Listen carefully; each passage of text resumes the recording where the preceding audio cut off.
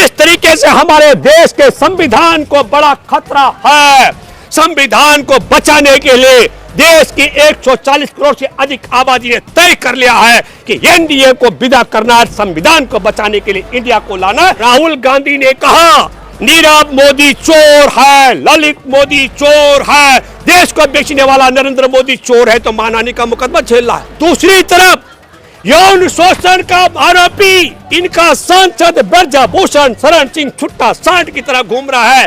दोबारा जवानों की हत्या नहीं कराई जाएगी, इसकी क्या गारंटी है? जीतेगा तो इंडिया, लेकिन अगर इन्होंने फिर कहीं दंगा करवा दिया, कहीं पुलवामा की तरह, गलवान घाटी की तरह जवानों को मरवा दिया, तो पंगा भी हो सकता है।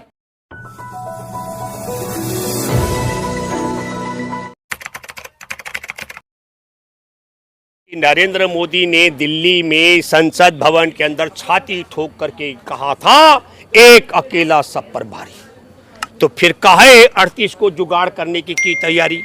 मैं आपके माध्यम से कहना चाहता हूं, हमारे देश के अंदर अमित शाह मंच से बोलता है 21 लाख करोड़ का घोटाला, और नरेंद्र मोदी कहता है 20 लाख करोड़ का घोटाला।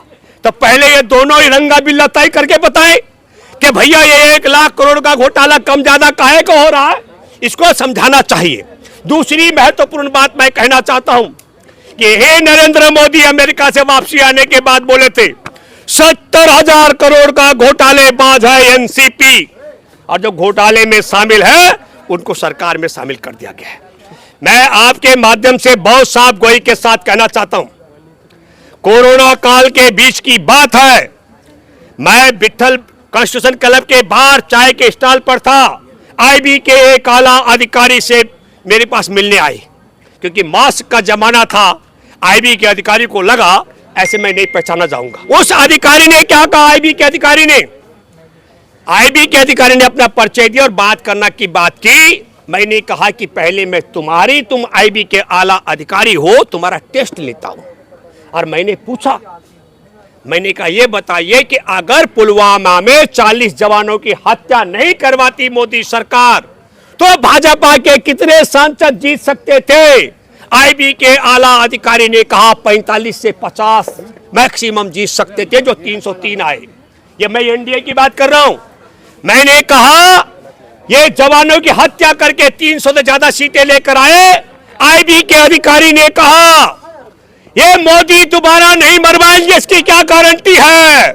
दोबारा जवानों की हत्या नहीं कराई जाएगी, इसकी क्या गारंटी है? इसलिए प्यारे देशवासियों, जीतेगा तो इंडिया, लेकिन अगर इन्होंने फिर कहीं दंगा करवा दिया, कहीं पुलवामा की तरह, गलवान घाटी की तरह जवानों को मरवा दिया, तो पंगा भी हो सकता है, पासा पलट भी सकता है। ये बात मैं इसलिए कह रहा हूं, हालांकि देशवासी मन बना चुके हैं किस बात का, कि हमारे देश में पुलवामा के बाद गलवान करवाने पर जिस तरीके से नरेंद्र मोदी ने चीन के ऐप से प्रतिबंध लगाया था, और उसके बाद आज की तारीख में दुनिया में सबसे ज्यादा आयात चीन से कराया जा रहा है।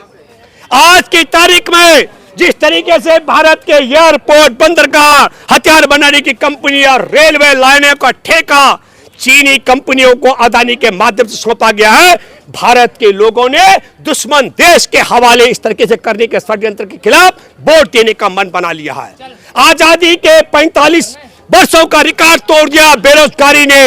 देश के बेरोजगारों के मामले पर देश ने मन बना लिया है इंडिया को जिताने का, एनडीए को हराने का। हमारे देश में जो बर्बादी और तबाही देश के किसानों की हो रही है, उसके लिए देशवासियों ने मन बना लिया। जिस तरीके से हमारे देश के संविधान को बड़ा खतरा है, संविधान को बचाने के लिए देश की 140 करोड़ से अधिक आबादी ने तय कर लिया है कि एनडीए को विदा करना, संविधान को बचाने के लिए इंडिया को लाना, ये तो मन है।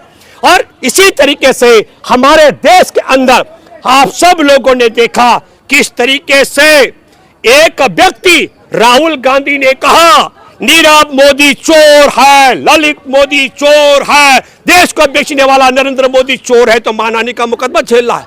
और दूसरी तरफ यौन शोषण का आरोपी इनका सांसद ब्रजभूषण शरण सिंह छुट्टा सांड की तरह घूम रहा है और देश की बेटियां संसद की चौखट पर किस तरीके से पुलिस के हमले को भी झेली है, ओला ठंड वर्षा भी झेली है, तो देश की बेटियां भी मन बना चुकी है कि एनडीए को भगाना है और इंडिया को लाना। देश के बेटे भी कह रहे हैं, बेरोजगार भी कह रहे हैं, देश के मझोले छोटे कंपनियों के लोग और छोटे व्यापारी भी मन बना चुके हैं इंडिया को लाना है, एनडीए को भगाना है। अब देखना रोचक होगा और मैं देशवासियों आपसे अपील करता हूं, ये पुलवामा की तरह जवानों को मरवा दे, गलवान घाटी की तरह जवानों को मरवा दे, ये जाति धर्म का दंगा करवा दे, ये अगर हमारे देश में नफरत से नफरत फैला दे, तब भी एक एक व्यक्ति का, किसान का, मजदूर, आदिवासी, मछुआरे, दलित, भूमिहीन, महिला, पुरुष सबका दायित्व बनता है देश के संविधान को बचाने के लिए, देश को बचाने के लिए, इंडिया को जिताने के लिए और एनडीए को हटाने की जिम्मेवारी बनती है। सवाल हमारे देश के अंदर जिस तरीके से नरेंद्र मोदी बेटी पढ़ाओ और बेटी बचाओ को बेटी पटाओ पढ़ते हैं, जिस तरीके से नरेंद्र मोदी इन्वेस्ट को इन्वेस्टिगेशन पढ़ते हैं, मेरे मन में देशवासियों बड़ा सवाल है, ये जमूरा है किसका? और ये जमूरा बात तो मन की करता है, लिखा हुआ किसी का पढ़ता है, तो वो जमूरे के पीछे लिख कर देने वाला कौन है? क्योंकि आज तक लिख कर देने वाले ने कभी सवाल नहीं उठाया कि ये बेटी को पढ़ाने की बात पटाने की क्यों कर देता है और बेटी पर इन्वेस्ट करने की बात इन्वेस्टिगेशन की क्यों कर देता है। इसलिए जो प्रधानमंत्री की वैकेंसी नहीं है वो उन लोगों का अपना जुमला है, क्योंकि उनके पास कंपनियों का पोषित नरेंद्र मोदी से बेहतर कोई चेहरा हो नहीं सकता है। और मैं फिर आपके माध्यम से कहना चाह रहा हूँ, आज मैंने कभी शिक्षा के स्तर पर सवाल नहीं उठाया, पर नरेंद्र मोदी जब यहाँ से अमेरिका गए तो व्हाइट हाउस के बाहर भी पता लगा भिखारी ने भीख मांगी होगी। अभी वो यहाँ से फ्रांस गए तो वहाँ भी अपना रिश्ता निकाल दिया। लेकिन बड़ी रोचक बात है, दिल्ली विश्वविद्यालय से बीए करने वाले नरेंद्र मोदी ने दिल्ली विश्वविद्यालय का संबोधन किया और वहाँ पुराना रिश्ता नहीं बताया।